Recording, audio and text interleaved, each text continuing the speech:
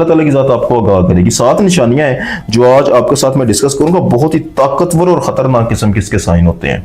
सबसे पहला सबसे बड़ा जो साइन है वो ऐसा होगा कि इंसान की जहनी कैफियत बिल्कुल खत्म हो जाएगी। इसका जहन का जो मयार है वो गिर जाएगा। इंसान नॉर्मल बिहेव नहीं करेगा। जिस पर इस किस्म का अमल किया जाए वो अब नॉर्मल बिहेव करेगा।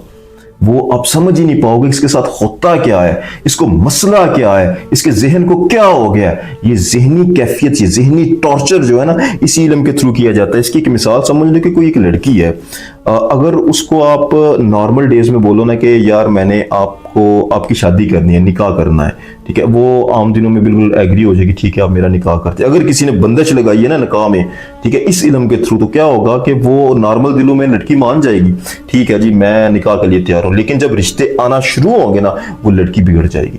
उसकी जहनी कैफियत ऐसी हो जाएगी कि वो उन्हीं से बदतमीजी शुरू कर देगी, घर में झगड़ा डाल देगी। मतलब कि हर काम जो है ना वो रुकावट होगा उसमें। वो ऐसे बिहेव करेगी जैसे उसके अंदर कोई चीज दाखिल हो गई है।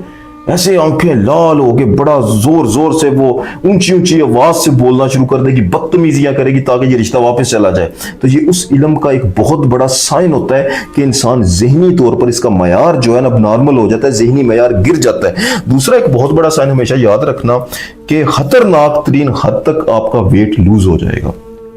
आपकी आंखों में हल्के पड़ जाएंगे, जिस्म पर ब्लू कलर के डॉट पड़ जाएंगे, ठीक है। डॉक्टर के पास लेके जाया जाएगा तो डॉक्टर बोलेगा ये बिल्कुल फिट है, मेडिकली इसको कुछ भी नहीं है। लेकिन आप बिल्कुल ऐसे लगे कि जैसे दिन ब दिन कमजोर होते जाते हैं, वजूद आपका कांपता है, बहुत ज्यादा कांपता है। तो ये भी इस बात की बहुत बड़ी अलामत है, इस इल्म की अलामत है, जो खतरनाक किस्म के इसकी अलामत है। तीसरा हमेशा याद रखना कि आपको अपने वजूद का कोई ना कोई हिस्सा ऐसा जरूर लगेगा, फील होगा कि जैसे इसको किसी ने जकड़ा हुआ है।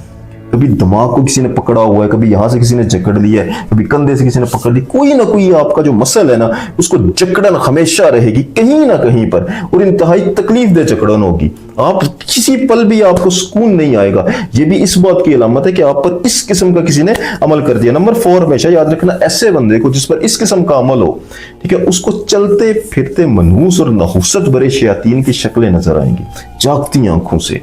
वो देखेगा, वो रात को सोने गया है ना, बिस्तर पे लेटा हुआ, आंख घुमा के इधर देखा तो सामने कोई ना कोई ऐसी उसको बद शक्ल नजर आ जाएगी, ठीक है। बदबू उसको बहुत ज्यादा आएगी, बहुत ज्यादा स्मेल उसको फील होगी, क्योंकि उस पर आलूदा किस्म का अमल कर दिया गया है। ये बहुत लॉन्ग टर्म चलता है, सालों तक इसका असर खत्म नहीं होता है, ठीक है। नंबर 5 इसका एक बहुत बड़ी अलामत ये भी होती है कि आप को अगर किसी नेक अल्लाह के वली के पास लेके जाया जाए, आपके सामने कुरान रखा जाए, आपके सामने दरूद रखा जाए, दरूद पढ़ा जाए, तो उससे आपको जहनी अजियत होगी।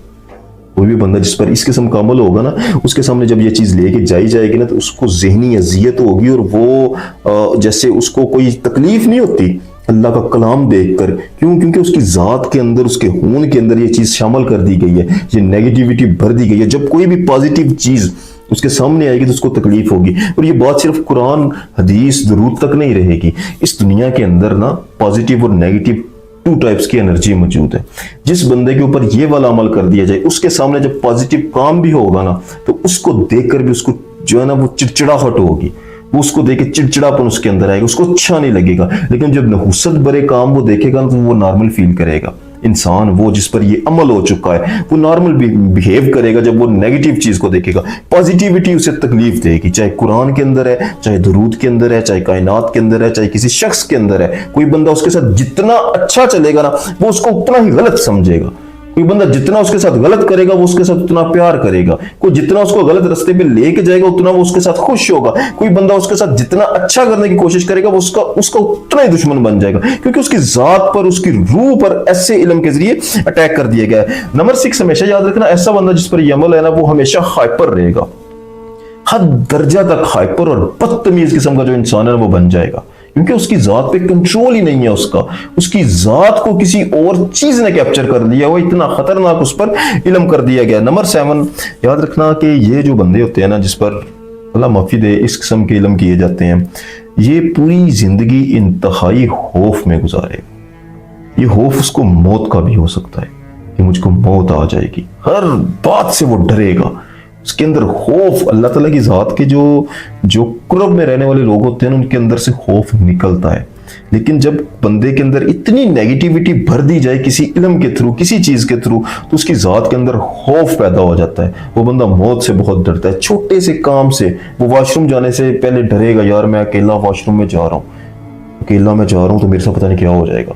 उसके साथ होता है, वो जब अकेला होता है तो उसके साथ चीजें ही ऐसी होती हैं कि उसके अंदर खौफ सरायत कर जाता है। तो ये चीज भी उसके साथ होती है और इस चीज का असर काफी देर तक रहता है। और ऐसे बंदे का जो हल है वो क्या है? ऐसे बंदे का हल कुरान है। तो याद रखना, कुरान पाक के अंदर ऐसी तलावतें, ऐसी आयात, ऐसे हरूफ मौजूद हैं जो हर चीज का तोड़ कर सकती हैं, लेकिन बताने वाला कोई कामिल वली हो तो अल्लाह ताला की ज़ात आपको इस मुसीबत से बड़ी जल्दी निकाल सकती है। आज के लिए इतने, जज़ाकल्लाह खैर।